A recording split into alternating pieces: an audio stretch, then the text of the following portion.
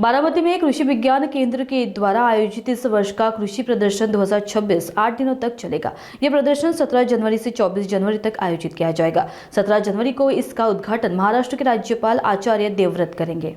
उद्घाटन समारोह में ज्येष्ठ नेता शरद पवार, उप मुख्यमंत्री अजित पवार, सांसद सुप्रिया सुले, सुनेत्रा पवार, कृषि मंत्री दत्तात्रेय भरणे और विधायक रोहित पवार भी उपस्थित रहेंगे। इस वर्ष के प्रदर्शन में एआई तकनीक पर आधारित गन्ना खेती के लाइव प्रात्यक्षिक होंगे। 200 टन उत्पादन देने वाले गन्ना शुरू करना और 150 टन उत्पादन देने वाले खोड़वा गन्ना की किसानों को प्रैक्टिकल खेती दिखाई जाएगी। कृषि विज्ञान केंद्र के प्रमुख राजेंद्र पवार ने किसानों से अपील की है कि वे इस प्रदर्शनी का पूर्ण लाभ उठाएं और आधुनिक कृषि तकनीक को अपनाएं। हे प्रदर्शन व्यवस्थित त्यांना बघता यावं आणि एवढ्या मोठ्या गर्दीत प्रदर्शन कदाचित ते बघू शकत नसतील म्हणून आम्ही हे 8 दिवसाचं प्रदर्शन ठेवलेलं आहे आणि यासाठी शेतकऱ्यांनी शांतपणे सर्व प्रदर्शन बघावं अशी आमची अपेक्षा आहे। याचं जे उद्घाटन आहे हे आपल्या महाराष्ट्राचे ऑनरेबल गव्हर्नर आचार्य देवव्रत यांच्या हस्ते आपण 17 तारखेला दुपारी 10:35 आपण इथं ठेवत आहोत आणि त्यासाठी उपस्थित शरदचंद्रजी पवार साहेब आहेत, अजितदादा आहेत, त्यानंतर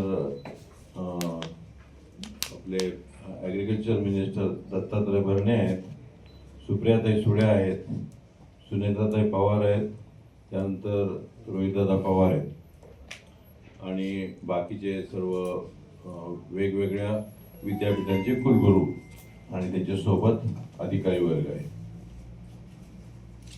विशेषतः आपण आतापर्यंत 10 वर्षाचा प्रवास जर बघितला तर आपण यात डेमोन्स्ट्रेशन फार्म आपण जास्ती ठेवले होते आणि वेगवेगळ्या कंपन्यांचे सीड की जे भविष्यात कुठल्या व्हरायटी असतील त्या शेतकऱ्यांना आदल्या वर्षी कळाव्यात आणि पुढच्या वर्षीची तयारी त्यांनी त्याप्रमाणे करावेत या उद्देशाने आपण त्याच्यावर जास्ती लक्ष दिलं होतं।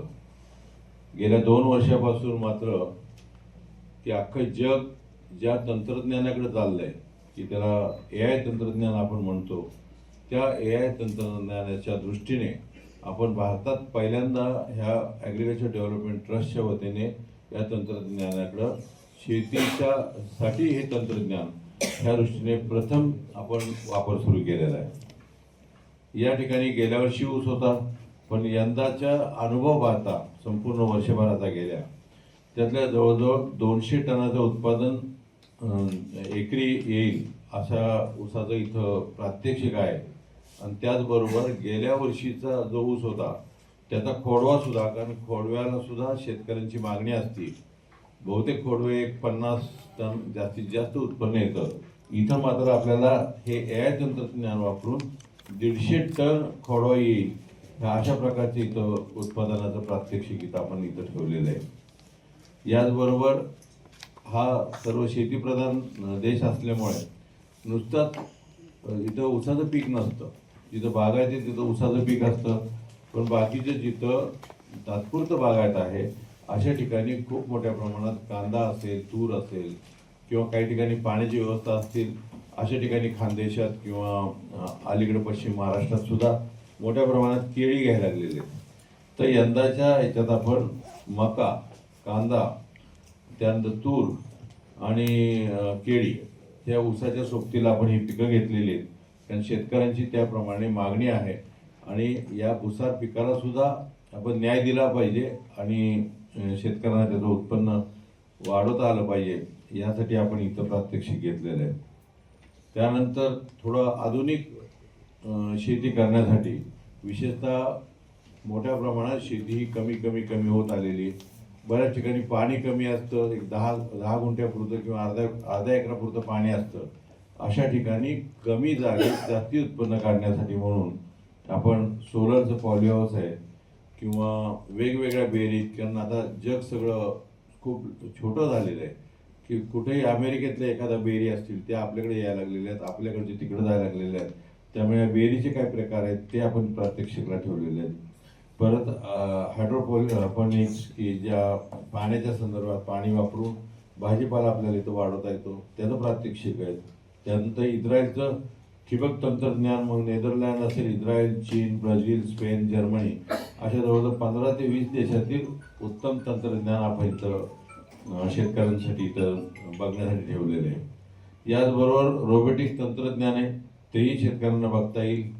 शेतकऱ्यांची अजूनही मोठ्या प्रमाणात पशु प्रदर्शनाची अपेक्षा असते, त्यामुळे चांगलं ब्रीड आपण इथं आणलेलं आहे. आणि विशेषतः आपलं जे centre of excellence for dairy आहे ते आता जवळजवळ आता भरभराटीला यायला लागलेलं आहे, कारण गेले 3-4 वर्ष तिथं आम्ही काम करतोय. त्यातल्या काही उत्तम कालवडी असतील, काही देशी कालवडी आहेत, काही होल्स्टीन, काही जर्सी, ह्याचं सुद्धा आपल्याला तिथं काही विक्रीला सुद्धा आपण त्या ठेवलेल्या आहेत. आणि शेतकऱ्यांना बघण्यासाठी म्हणून सुद्धा आपण हे पशु प्रदर्शन ठेवलेलं आहे. विशेषतः बारामतीत किंवा ह्या एरियासाठी जे पूर्वी त्याला भीमथडी म्हणत होते, की भीमा काठचा जो प्रदेश आहे तिथं विशेषतः जे घोडे त्या काळापासून आहेत, खूप पूर्वीपासून घोडे आहेत. विशेषतः मधल्या 1600 सालाच्या दरम्यान ज्या आपल्या इथून महाराष्ट्रातल्या त्यावेळच्या म्हणजे राज्यकर्त्यांनी जवळजवळ आटकेपार जे घोडे नेले आणि ते कशामुळे नेले, तर त्यासाठी त्याचा अभ्यास केल्यानंतर इथं मुद्दाम आपण या सर्व घोड्यांचं परत पुनर्जीवन आपण करतोय.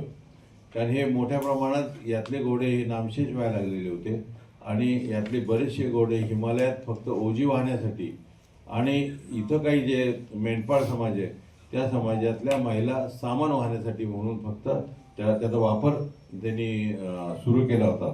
परंतु हे घोडे परत आपण त्यांचं नामांकन करून त्याला एक प्रतिष्ठा देऊन आणि ते एक ब्रीड आपण आमच्या या संस्थेने आणि आमच्या सर्व इथल्या रणजित पवार असतील किंवा त्याच्यावर डॉक्टर सोरटे असतील, या सगळ्यांनी मिळून ते ब्रीड त्याला मान्यता मिळवलेली आहे. आणि विशेषतः ह्या ब्रीडच्या बाबतीत एक वैशिष्ट्य असं आहे की जसं फरारी गाडी असते किंवा कुठेही गाडी अशी की पटकन ती अशी जम घेते किंवा त्याला पिकअप असतो, तसं या घोड्याला एकदम तो चाल असं करून पडू शकतो.